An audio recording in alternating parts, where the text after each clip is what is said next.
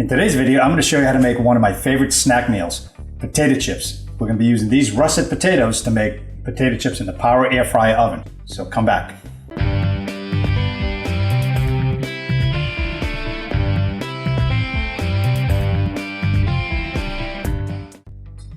Okay, we're going to be using this mandolin. I love this little tool for making thin slices, whether you're slicing zucchini, potatoes, carrots, onions. This thing is fantastic. And if you take a look at this, it's got settings. It's got settings on here. You've got 0, 1/32, 1/16, 1/8, 3/8, and 1/4. What I like to use for potato chips, especially, is I like to use the 1/8. It's thick enough where when it dries out, they're going to get nice and crunchy, and it won't be so thick that it's going to take too long, and they're going to be soft on the inside. So we're going to start with this. Now, be very careful. These blades here, especially this V1, very, very sharp. They're like razor blades. So be very careful if you're going to use it. Use the guard when using it. I like to start it without the guard because it's just easier to hold, and you've got plenty of space. So again, be very careful with this. So I like to take it, I'm going to slice it in a 45-degree angle. You can go circles if you like, that's fine. I like to go here, you get a little bit wider slices. So let's start here. And these tops and bottoms, I don't use them. You can put them in there. They're probably going to take a little bit longer to cook, but I don't generally use those. So I'm just going to slide it right down, nice and easy. When it gets to a point where you get a little nervous, then you can use the guard, and you can see how this comes out. They come up nice and perfectly, about an 1/8 inch thick here. And I'm going to throw them in some water just so they don't change color. And also we're going to need to wash the starches off of them. So I'm going to use the guard here, and it's got little teeth in it, so it's going to bite into it. And again, you want to keep it nice and smooth, nice and easy. And just press a little bit and slide it back and forth. Okay, we have the little end cap. I'm going to take these, pop these in the water. Take the second one, again, 45-degree angle. Take the top off. And I'm holding this, as you can see, in about a 45, 50-degree angle, 60-degree angle, just so they're not sitting like this where they're just going to stack up and probably get in the way. So here. And again, as you start getting about halfway down, until you start getting nervous, and you'll know when you're getting a little nervous, it's getting a little tight. Put the guard on. Okay. And we're finished. Okay, take that cap off. And again, these are different sizes. I left the skin on because I like the flavor of the skin. It also has extra nutrients in it, and I don't want to get rid of it. And also, it's less work. You don't have to worry about peeling them. So I'm just going to put them in the water here, and we're going to give them a little bit of a rinse. I'm going to do 2 rinses on this. And you'll see as I clean them out here a little bit, you see the water turns kind of a murky color. I just want to make sure that I wash them all down. Now you can add some salt to the water. I don't. I like to salt them at the end, just so I can control the sodium content. And you can use other potatoes. You can use sweet potatoes. You can use Idaho potato. I'm using the russet potatoes. Just those are the ones I had on hand. So we're just gonna give this a rinse. Now what I'm gonna do is I'm gonna pour this out.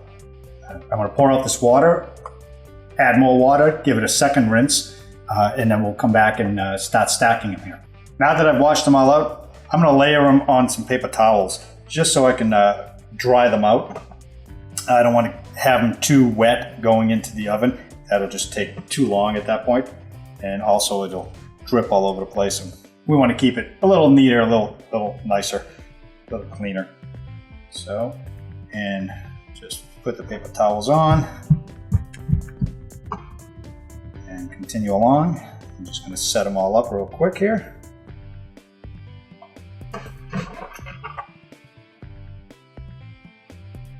And you want to make one layer. When you lay them all out, whether on the rack or here, just make one layer. so it's easier to control. Okay, once I get these all dried up, we're going to take the racks, and I'm going to spray the racks with some non-stick spray. Okay.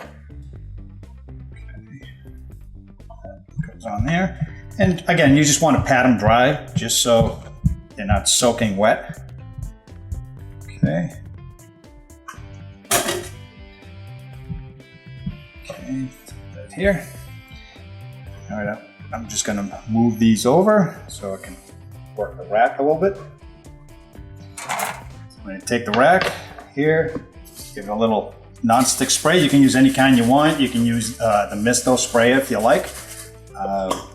I just happen to have this one here. So spray the rack, it'll keep them from sticking. And lay them out. They don't need to be too tight together. You want to leave enough space because we're going to use multiple layers. So you want to make sure that the air passes through from one side to the other. And then I give it a little bit of the non-stick spray. That adds a little flavor and also helps to toast them up a little bit. The next one, again, just a light spray. And lay them across again. And make sure you're keeping them staggered. So you let the air pass through. And with my unit, I've got 5 racks. I'm probably going to need 4. I'm not going to use all 5. The 5th one I'm going to keep at the top to help keep the air from blowing them all over the place as they dry out.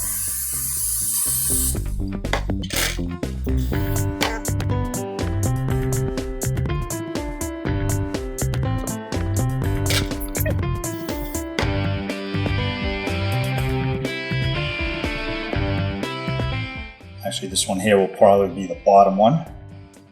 Because that one there, we're not going to be too concerned with having the airflow across. And get this one little piece in there. Okay. Give it a little spray. Now, at this point, you can add your salt, your flavoring, anything you want.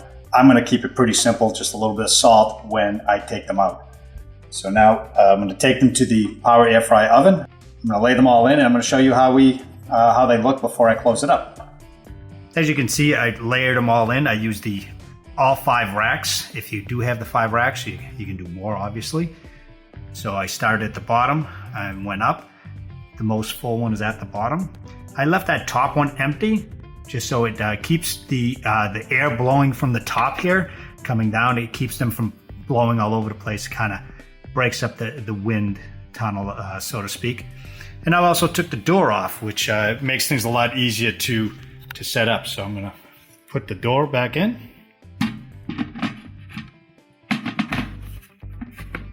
Okay, clip that in. Okay, we're gonna turn that on. I'm gonna set it for 300 for about 30 minutes. Because I have a full rack, I might go about 35 minutes or so. So actually, I'm going to set it for 35 minutes at 300 degrees. Turn that light on, and you can see as they're starting to cook here. And we'll come back after about 30 minutes and I'll show you what they look like.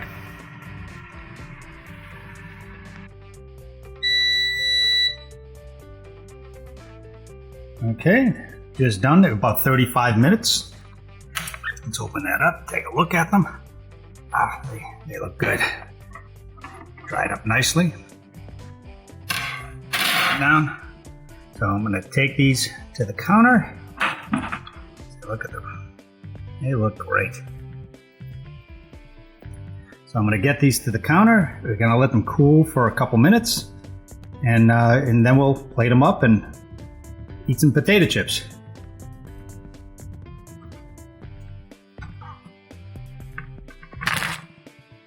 So now is usually a good time to put the salt on it.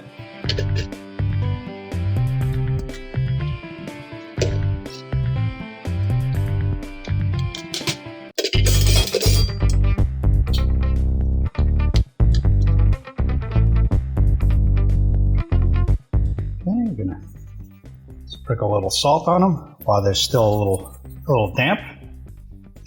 That'll help the salt to adhere to it. Okay, good. Okay, these are all the racks you can see. I didn't have to swap them out. I didn't have to rotate the racks. So they all cooked nicely. So I'm going to let them cool, and then we'll come back. All right, now that we've let them cool for a few minutes, I'm just going to throw them in a bowl. I'm going to show you how crispy these things are. Now, all four of these racks, they all toasted up fine. The bottom one's a little bit less than the top ones, but sometimes you want them a little bit more toasty, sometimes not. For me, it's all the same. And I did salt them already. So as you can see, I'm going to just take one from the rack. Crispy, crunchy. These things, and they taste fantastic. It tastes better than store-bought chips. A lot less calories, and you get to control the salt. You get to control the oils that you use and the flavorings that you use. So much better for you. Oh, these things are great. I can eat these all day long. So I'm just going to put them in a bowl here and get ready for the game. We're going to watch the game a little later and munch down on some of these potato chips. And I won't feel so guilty about it this time. Okay. So you can hear how crispy they are. They're awesome. You look at this. These are fantastic looking. Just have another one here. These are very addictive. If you like this kind of video and want to see more of these, go ahead and subscribe. Hit the like, share it if you have any comments or if you have any suggestions, or if there's anything else that you use your air fryer oven for, your power air fryer oven. Just go ahead and list it in the comments section below. I'll also add the links for the mandolin or anything I use in my videos. I'll add some links at the bottom of the description so you can check them out if you want. So I'll see you in the next video.